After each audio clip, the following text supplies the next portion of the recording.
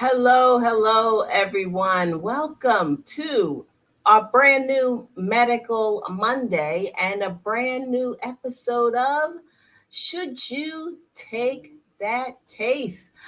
The goal of our show, as always, is to be a resource for legal professionals who pursue medically related cases by sharing their experiences and insights as defense or plaintiff attorneys. It's me, your host, Lisa Wade, and I am a legal nurse consultant, owner of Wade Nurse Consultants.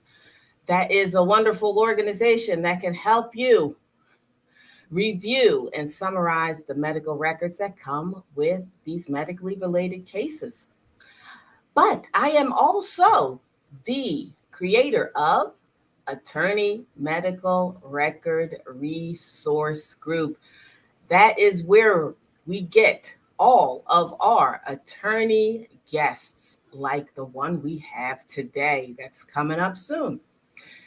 That's our LinkedIn community, private LinkedIn community. Visit us and see if it's a group that works for you. We use this as an opportunity to get to know one another, and we're doing that today with our guest, Bob Genis. And first, we're going to scoot over before we get to him and bring up anyone that is checking to see who's visiting us live. If you are visiting us live today, put a P in that chat. If you're a paralegal, excuse me, put an A if you're an attorney. But if you are part of a group, which I hold dear, Women Owned Law, put a W into that chat.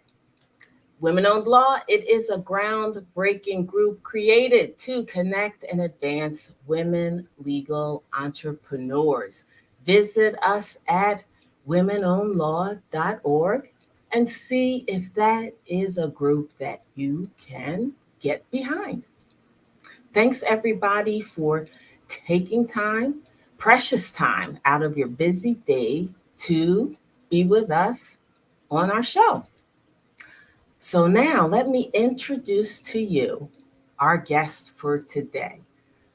Bob Genis is a trial attorney with the Bronx, New York law firm of Sonnen and Genis Esquires, specializing in the trial of wrongful death and significant personal injuries caused by medical malpractice or negligence in state and federal courts. And Bob has obtained over 26 multi-million dollar verdicts.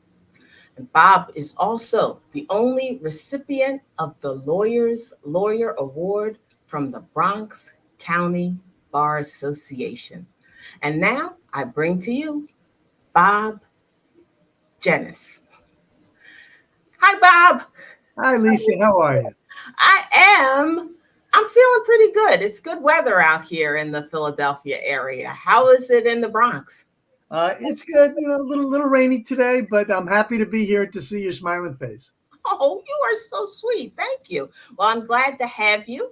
And we are going to get into what we always talk about, how medical records come up in the cases that you have. But first, we want to hear all about you.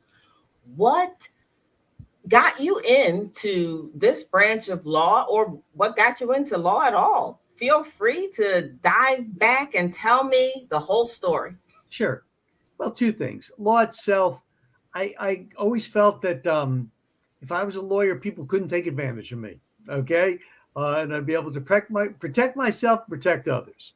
Why I went into this other field is protecting others. Um, I think it's important that law keep us safe. Law is what keeps us safe. I don't think you get societal change, cultural change, until you have a change in the law. And I think law is a great mechanism for making the world a better and safer place. Oh, that's good. You sound like an advocate for the injured, Bob. I am. Excellent.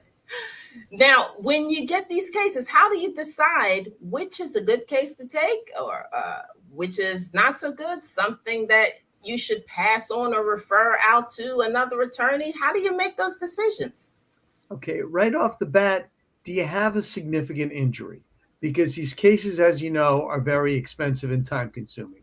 So Mhm. if the client's not going to wind up getting a significant recovery, why put the client through it and why put myself through it? So right off the bat, you've got the holy trinity always. You got damages, liability, and coverage. So first thing is, do you have damages? Usually in med mal, there's coverage. So now you're just looking for the liability. All right. All right. Well, now let's move on to those medical records that come, uh, piles and piles and piles of them that come with cases like this. When they filter into you, do you have a special process or protocol to address them, to review them, to get all the information, the juicy details that you need to support your case? How do you get that done? That's the hard part. That's the hard work. First, what I do is I go through the records myself. And I'm doing this since 1983. So I'm pretty confident in my level, my ability to read medical records. And I have a pretty good medical library if I have to need to look things up. So usually I can pretty much decide, I'd say about 99% of the time, is this a case or is this not a case? Now and then I have cases where I'm not sure about because maybe just my knowledge isn't good enough. So then I'm steered by what are the damages? Is this a likable client? And what's the venue?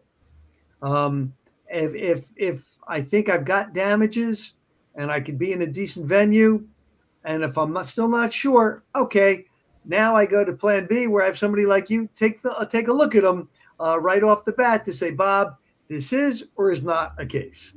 And that's the things right there that I start off with. All right. Well, you sound like you have plenty of years of experience reviewing medical records. Since 1983. All right. Excellent. Now, what do you find the most frustrating or the most puzzling, the most bothersome about dealing with some of those piles of medical records? They're unorganized. They're all over the place. You go through a chart and you're going back and forth constantly. Nothing is in order. So it's hard to get that timeline to see, okay, I'm making up the date now. On January 1, what started to go wrong and at what time so that you could make your real chronology to see what really went wrong. Mhm. Oh, yes, I understand that. Piles of records, and you just receive them in every which way. And then you have to put them together so they make sense. That's right. And that's assuming that either they're legible or it's the electronic medical record. Ah, Now, one of the problems with the electronic medical record is once they make a mistake once, it constantly repeats uh, because they copy and paste. They oh, auto-populate, as they say. yeah, I understand. I understand about that. Yes, it's a lot of repeat and rinse, repeat and rinse. So now you have lots of experience since 1981 reviewing those records. You have a large wealth of knowledge, and it's good that you're here communicating that information to everybody. You've given a lot of good details. Is there anything else on your mind? Any other advice that you have for any newbie attorneys or veteran attorneys to help them make those decisions about taking and handling and managing these kinds of medical cases? Sure. The key thing I think with any case is it's never about your client. And that's one thing a lot of lawyers don't get. The jurors don't care about my client. They care about themselves, their family, and their friends. So you want to, first of all, look for the system failure. Because if it's just one of these out of the blue things that nobody saw it coming and it's just a once in a lifetime mistake, jurors are going to overlook that. On the other hand, if it's a system failure, so that this was preventable, and if it's not prevented, it's going to happen again, that's a case that I like. And it's about patient safety rules of the road. It's about patient safety because that the jurors care about because they want to be safe when they go to a doctor or a hospital. That's true. Well, and like you said, when you went back to deciding whether you should take that case or not, uh, sometimes every bad result is not necessarily the result of negligence or malpractice. Unfortunately, bad results happen, and it's good that you're diving in to make sure if it's that kind of situation ahead of time. You have to look at it and you have to know what you're looking for. For example, you have a patient and they have wounds on their legs and they've been in the hospital. Well, it could be pressure wounds, decubitus ulcers, or there could be a vascular insufficiency, which is very separate and very different in how it's treated as well. You'll see wounds, but different cases. Now, did you lose a limb? Did you lose a limb because the wound got infected and gangrene because it was a untreated pressure wound? Or is this just a vascular insufficiency problem? Mhm. All right. You know your stuff, Bob. That's good. Well, I'm so glad that you're here sharing all of the juicy details of your long career. And now it's the time we're going to have a little Q&A. Sure. So people, get your questions together. Get ready to put them into the chat, and Bob is going to answer them. Sound good? Sounds good. All right. Now, while we're waiting for everybody to gather their questions for you together, it's time for what I call a sponsor break, where we talk to you a little bit about Wade Nurse Consultants and what we do here. And then we'll get right back to you, Bob. Sure. All right. Now, without a review and summary of medical records, it could be harder to know as an attorney whether you should take those medically related cases.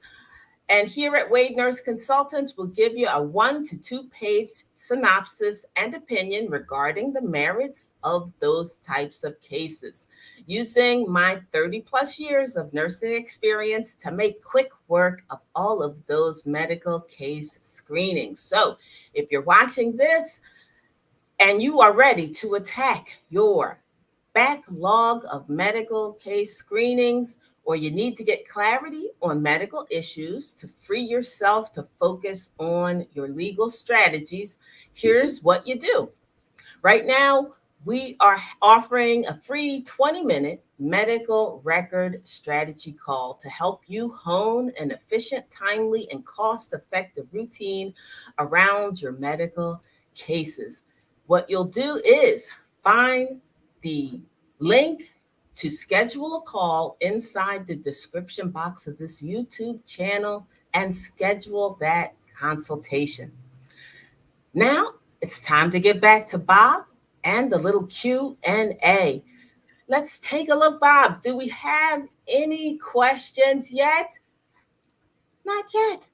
But so let me talk about some key things I find in cases. Sounds good. A big mistake a lot of lawyers make is they try to make it complicated. You have to keep it simple. Another mistake I see a lot of lawyers make is they always look at the last thing that happened before the malpractice. Look at the first thing. What started the chain of events in motion? The next thing is, in keeping it simple, there's really, to me, a max of 7 types of med mal cases, right? Is it a failure to diagnose? Is it a failure to treat? Is it a failure to communicate? Is it a surgical malpractice case? Okay. But there's really not that many types of malpractice cases. So you have to focus, what is your case about? And then once you're there at the deposition, you've got to lock them in and lock them down. And, for example, if it's a failure to diagnose case, all right, is it they failed to take the proper history? Because who's the skilled questioner? The doctor, not the patient. Who knows what to ask? The doctor. Who knows the medical significance of certain signs or symptoms that may not be appreciated or recognized by the patient? The doctor. Okay, so a lot of cases, it's haste makes waste. The doctor is under pressure to move that assembly line along, to make money, and they don't take a good history. They don't do a good physical exam. So that's one of the things you might want to look at. Then, did they fail to use a nice, simple, easy test that would have diagnosed the condition? For example, in a prostate cancer case, did they fail to do a PSA test? That's so simple and easy. Okay. Is it another test where they just didn't follow the rules, the patient safety rules of differential diagnosis? You got to rule out the worst first, the worst treatable first. And the example I like to give, patient presents with chest pain. Well, could be indigestion, could be a heart attack. One of them, it's okay if you don't diagnose so quickly. The other, it is not. So you've got to rule out the worst first. So, and did they definitively rule it out or not? I didn't ask. Sometimes I get a doctor. Well, I decided it was less likely or not probable. Yeah, but did you definitively rule it out is the question. Because if you didn't definitively rule it out, you're sending somebody home that's a ticking time bomb. And that's not safe. That's not good. Oh, boy, that sounds like excellent information. A to-do list and not to-do list, or not to forget list. Depositions are crucial, and you have to be organized. I script out everything. Now I can go off my script, but this way I don't forget things. I don't lose things. I don't lose my place. It's organized. It helps me organize my thoughts, and I have it cross-referenced. So, for example, if I've already set up the doctor to acknowledge that a certain medical treatise is authoritative, okay? Well, I already know the reason I'm doing it is because I've already read that treatise and I know there's things in it that I want to use. And until they acknowledge it as authoritative, I'm not going to be able to read out of it. So it's all the setup on that as well. Oh, man, you are a wealth of knowledge and information. Well, you're taking on a doctor usually, and this is somebody who's pretty expert in their field, and you're taking them on in their field. So you better know what you're doing if you're going to take them on. Otherwise, you're in the wrong business. There's no shortcuts. And as I say, I think for a younger or a less experienced attorney, they're not going to be able to read the records on their own and figure it out. They have to hire you. Okay, they've got to send their records to you because they won't know what they're looking at. That's true. That's true. I find I end up educating attorneys along the way and giving them information that they can use at a later date. Yep. They can store in their memory banks. And best if they write it down, because we forget things sometimes. That's true. I understand that. I know a lot, and I've forgotten a few things too, but I get you. But it looks like you are a good source of information. I'm going to put your contact information in the description box in this YouTube channel so people can get to you if they have any more questions or any way that you can help them get through these types of medically related cases. Thank you. Sounds like a plan. Yes, it does. All right. Well, I'm checking again. We don't have no questions yet, but people catch us on the replay all of the time. So they can reach out to you through your contact information and get to you. And will you answer those questions that they have? Yeah, of course I will. Perfect. And that's a great resource when you're using your medical textbooks. Let's assume it's not a medical malpractice case for the time being, or even if it is for that matter. One of the things, if it's not a death case, it's going to happen is at one point or another, the insurance company is going to hire some doctor to examine your client.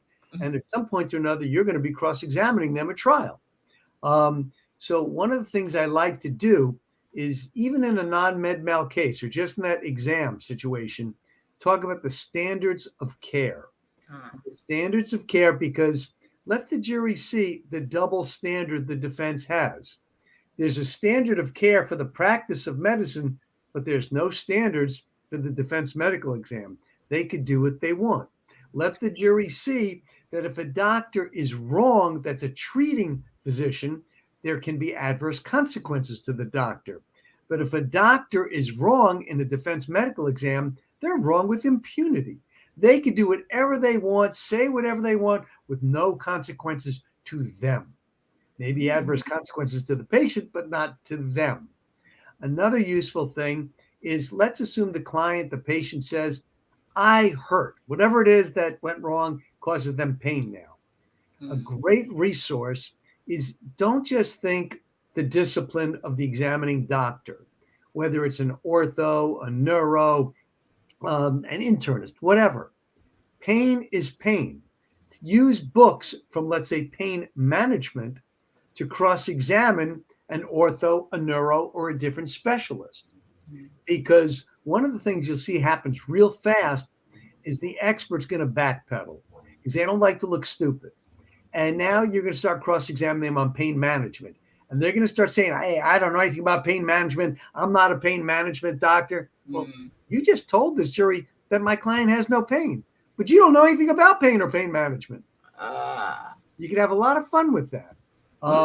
So don't just think, think outside the box, not just, ortho, cross-examine on ortho, etc. Think outside the box. Think how you can use whatever you know against the doctor. All right. Well, you're a wealth of information today, Bob. And I don't think that doesn't look like we're having any live questions right this moment, but I think we're going to end up winding up a little bit early today. No problem. So everybody, your contact information is in there for Bob. My contact information, if you have legal nurse consulting questions, visit me at Lisa at wadenurseconsultants.com. But I think we're winding up for today, Bob. I'll give one other tip that some of your clients might want you to hire you to do. Oh. Okay. A nice pain chart, or let's say it's a pressure wound case. Okay. They're supposed to check the patient and move the patient every 2 hours, but sometimes they don't. Now, it's tedious, which is why maybe I'll hire you to do it instead of me. And you can go through, and I want to know every time 2 hours went by that there's no notation of moving and rotating the patient, et cetera. Because now I want to be able to talk to the jury and say, 43 times they failed to do what the doctor ordered them to do. They were ordered to move the patient every 2 hours just to prevent this from occurring. And 43 times they failed to do so. It's powerful. Well, yes, if it's not documented, it's not done, Bob. And write it down, it didn't happen. That's right. Excellent. Well, yes, and getting those kind of chronological timelines, those pictures of what was not done or what should have been done, we can do that for you. Definitely. Okay. Bob, this has been a wealth of information. Good details that I know could be helpful for those veteran and newbie attorneys alike. And how about this? Will you come back again? Anytime. Again. Excellent. So we're going to see you on another day on another episode. And in the meantime, let me just remind everybody to like and subscribe to this YouTube channel. Call and reach out to Bob if you have any of those questions or referrals for him using the contact information. And reach out to me if you have those legal nurse consulting questions that I could help you with.